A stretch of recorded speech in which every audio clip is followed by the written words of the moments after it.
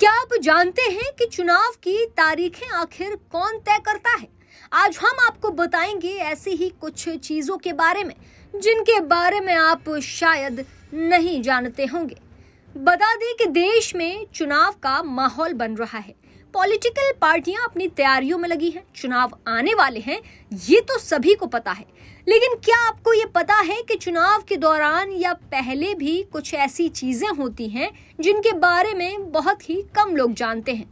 तो आज हम आपको बताएंगे ऐसी ही कुछ चीजों के बारे में जिनके बारे में शायद ही आप जानते होंगे। तो सवाल ये कि नोटा और वोट क्या है, यानी कि नोटा वोट क्या है और इसे कब लागू किया गया था? जवाब यह है कि नोटा चुनाव लड़ रहा कोई भी कैंडिडेट पसंद नहीं है तो उसका विकल्प है। 2013 में पेश किया गया था ताकि मतदाताओं को ये घोषित करने की इजाजत मिल सके कि वो हर चुनाव लड़ने वाली पार्टी द्वारा मैदान में उतारे गए सभी उम्मीदवारों को अस्वीकार करते हैं। सवाल ये कि क्या आदर्श आचार संहिता की अवधि के दौरान सरकारी घोषणाओं पर कोई प्रतिबंध है? तो जवाब है हाँ।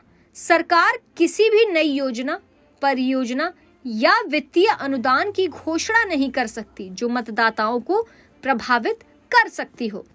सवाल ये कि निर्वाचन क्षेत्र की सीमाएं आखिर कैसे खींची जाती हैं?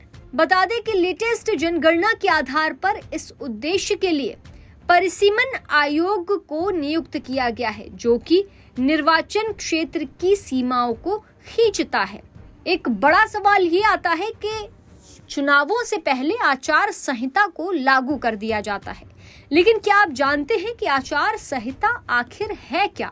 चलिए हम आपको बताते हैं। दरअसल भारत का चुनाव आयोग निष्पक्ष चुनाव सुनिश्चित करने के लिए आदर्श आचार संहिता यानी कि MCC खर्चों की निगरानी और अन्य उपायों को लागू करता है।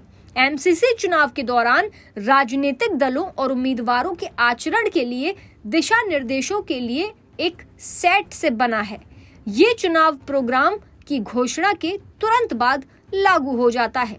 सबसे बड़ा सवाल ये आता है कि चुनाव आते ही चुनाव की तारीखें तो तय कर दी जाती हैं, लेकिन ये तारीखें आखिर कौन तय करता है?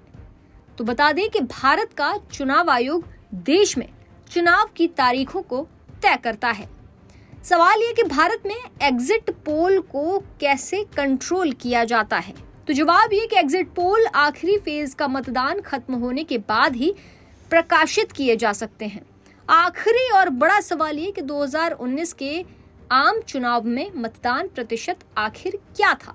तो जवाब है कि 2019 के आम चुनाव में 67 से ज्यादा यानी कि 67% से ज्यादा मतदान हुआ था।